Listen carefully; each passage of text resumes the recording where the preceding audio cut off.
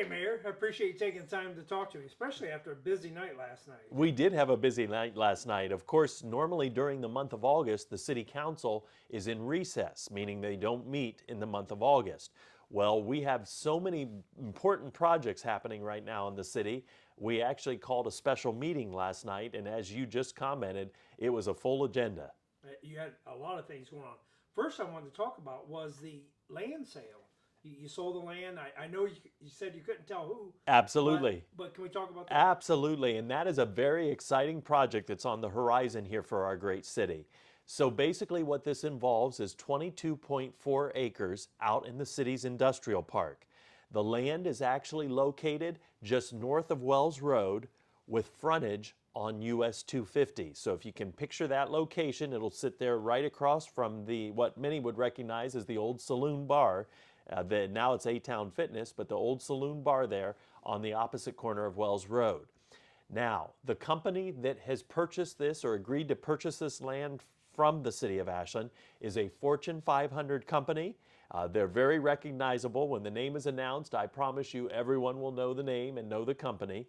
And in fact, their lives might even be impacted by the company every day. But the company is a Fortune 500 company. They are an e-commerce, shipping and handling and delivery service. So think about that. E-commerce, shipping, handling, delivery service. You might be able to connect the dots. And they have agreed to purchase that land for a regional hub. Now, what does that mean for the city of Ashland? Well, first of all, they paid us $20,000 an acre for that land. It's the most we have ever received from any of our land out in the industrial park. Their total for the purchase of that 22 acres is $448,000. So we're very pleased with that.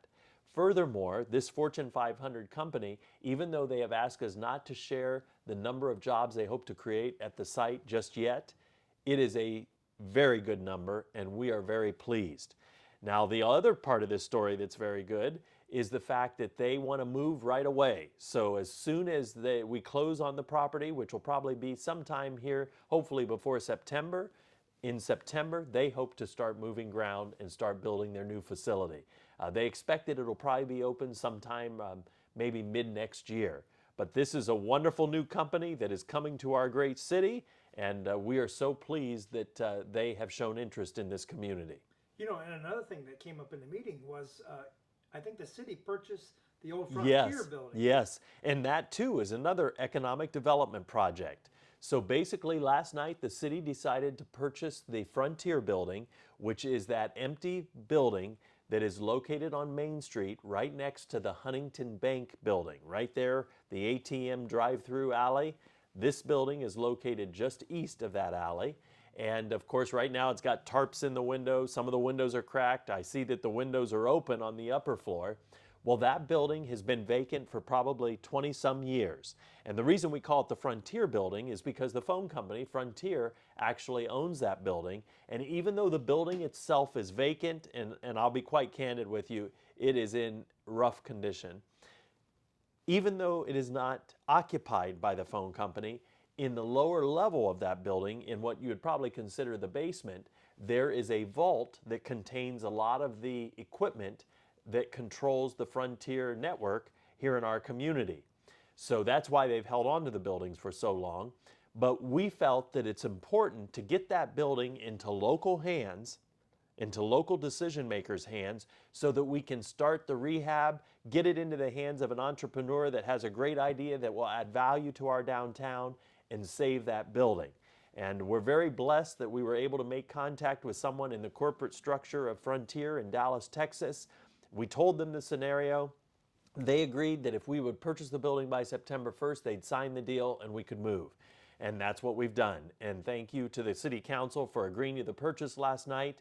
Now our goal will be to get it into the hands of someone who can hopefully put some new business in that space that will be a good addition to our downtown. Another one was the city purchased a car for AIDA. Yes, absolutely. And that is a good one to ask about because someone might be asking, now why would the city be buying a car for a area nonprofit? Because I can assure you we don't do that.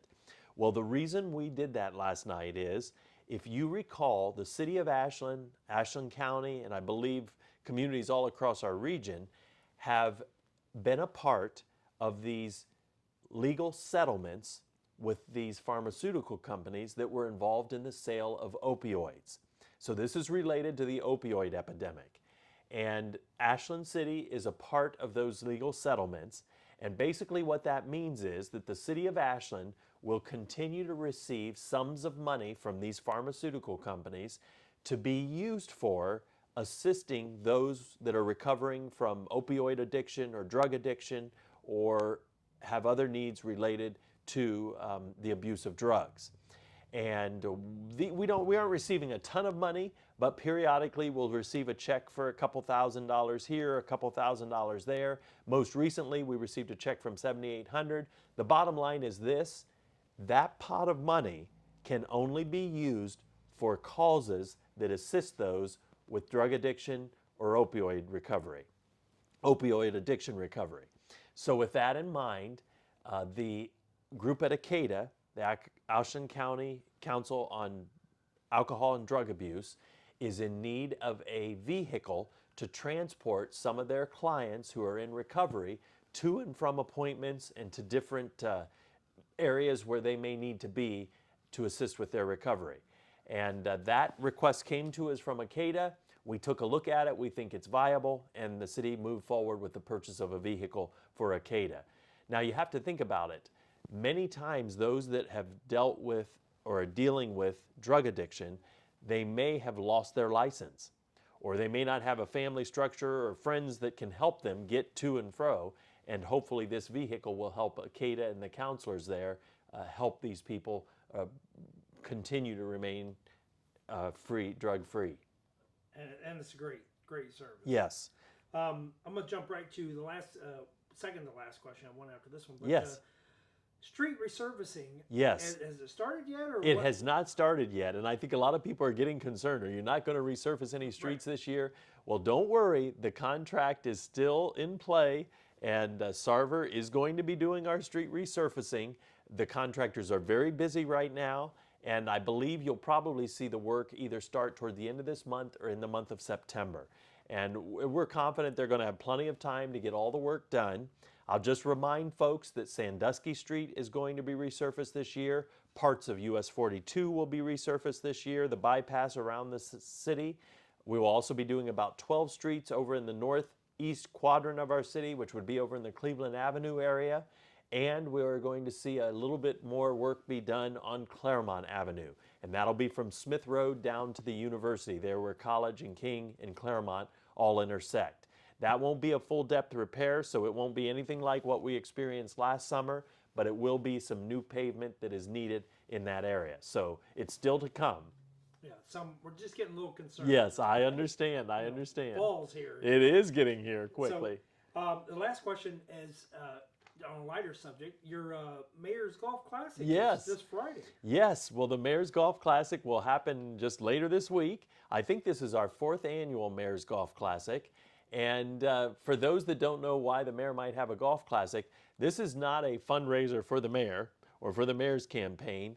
This was an event that we started several years ago to raise funds to support special projects at Brookside Golf Course. As you recall, it wasn't that long ago, Brookside Golf Course was operating in the red to the tune of several $100,000 each year.